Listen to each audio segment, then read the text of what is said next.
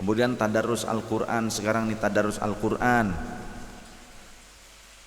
jahar, kita bacanya jahar.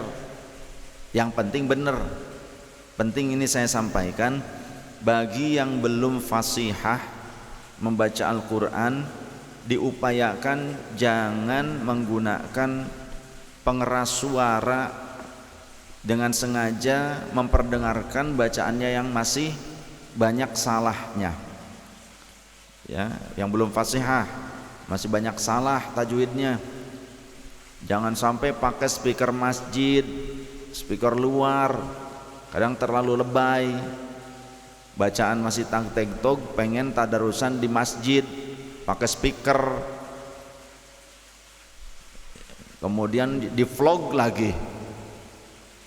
Iya, tanu gitu, lebay nu gitu teh. Benahi dulu bacaannya, karena itu akan membuat dosa orang yang faham ilmu tajwid ketika mendengar dia salah tapi tidak membenahinya. Sedangkan kalau banyak yang faham ilmu tajwid yang di rumah mendengarnya kemudian tidak membenahi orang tersebut, maka yang dosa jadi banyak. Kira-kira kalau yang pakai pengeras suara yang sudah fasihah, yang bagus bacaannya, yang benar tajwidnya, yang kira-kira belum benar tajwidnya, nggak usah pakai pengeras suara ingin memperdengarkan diri, apalagi ngevlog. Cing atuh benahi hati orang teh. Ya, jangan karena dunia, jangan karena ingin mendapatkan respon-respon dari netizen. Tujuan kita itu harus bagus, harus benar, tulus. Yang ngajak, tapi harus tahu diri kalau belum benar bacaan Qur'annya, nggak usah pakai speaker masjid, bikin dosa orang itu. Yang lain aja berikan kepada yang memang mampu. Kira-kira belum mampu kita fasihahnya, gak usah pakai speaker, biasa aja lah, ngaji-ngaji aja.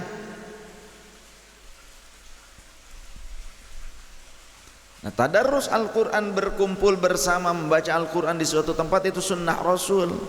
Ini kan sering dibid'ahkan oleh orang Wahabi, padahal haditsnya kuat.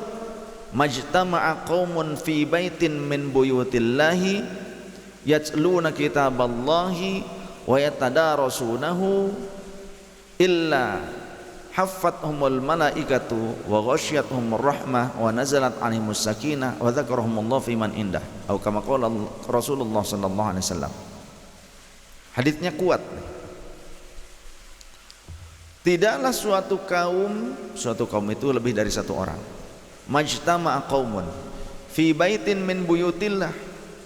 Tidaklah suatu kaum ngumpul di salah satu tempat ibadah kepada Allah, entah masjid, musalla, majelis, atau di rumah yang sedang digunakan untuk berkumpul bersama. Untuk apa? Yatluna kitaballahi, yang mereka semua membaca kitabullah, membaca Al-Quran. Wa yatadarasunahu, nah ini kalimat tadarus tuh ini, wa yatadarasunahu, dan mereka ngederes mempelajari Al-Quran tersebut bersama-sama, tajwidnya dipelajari. Kalau dulu kan gitu ya, ngumpul nih bikin halqah. Halqah itu lingkaran, nanti saling, terutama yang sudah faham itu membenahi bacaan anggota halqah tersebut yang belum benar. Jadi per orang, yang lain melihat, memperhatikan, per orang gantian baca begitu, yang lain memperhatikan. Cara yang bagus seperti itu, terus sampai muter ngeliling. Nanti kalau ada yang salah jangan diem itunya ya, gurunya ataupun yang mimpinnya, leadernya yang memang faham tajwid. Pada saat ada yang salah langsung berhentikan, bacanya gini, seperti itu. Ketika berkumpul bersama untuk baca Al-Quran dan mempelajarinya, illa haffathumul malaikatu, tiada lain kecuali para malaikat akan berkumpul menaungi mereka. Wa ghasyiyatuhumur rahmah, dan Allah akan mencurahkan limpahan rahmat bagaikan hujan yang deras. Wa nazalat alaihimus sakinah, dan akan turun kepada mereka ketenteraman. Wa dzakarahumullahu fi man indah, dan Allah akan membangga-banggakan mereka di hadapan para malaikat dan makhluk-makhluknya yang lain. Nah sekarang kita di rumah gak pernah tadarus dengan keluarga. Cobalah jadikan rumah kita itu menjadi, kita aja keluarga ngumpul, yuk tadarus Al-Quran, gantian baca sedikit-sedikit, satu makro, nggak apa-apa, nggak usah banyak-banyak juga nggak apa-apa, yang penting belajar bener bacanya. Saat itu akan ada ketentraman, keluarganya sakinah, mawaddah, warahmah. Jangan pula begini, kalau diajak tadarusan belajar Quran nggak mau. Jangan begitu. Sampai kapan? Harus mau. Quran, ketika kita mempelajari urusan duniawi, proyek kita pelajari, bisnis kita pelajari, urusan kita, urusan duniawi lah pokoknya dipelajari, perbankan kita pelajari, perpajakan, sakitu riut, nah kudu ngaluarkeun duit, oke, dipelajari, dilakonin, sampai harus datang ke tempat yang lain, kursus-kursus, training mesin, ke Jepang, ke Thailand, ke Filipina, ke Australia, ke Amerika, dijabanin hanya untuk mempelajari ilmu duniawi.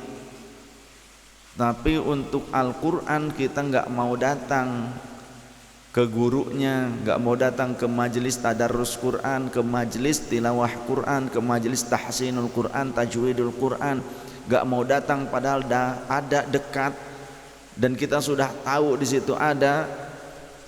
Tapi kita tidak mau belajar itu, atau kita tidak mau mendatangkan guru tajwid Al-Quran yang mumpuni ke rumah kita untuk kita belajar. Berarti memang kita tidak perhatian dengan agama, tidak perhatian dengan Allah. Di satu sisi kita menginginkan Allah supaya memperhatikan kita. Wow. Yang begitu gimana? Berkahnya hilang. Jangan harap Allah akan selalu memberikan kemudahan, pertolongan, naungan.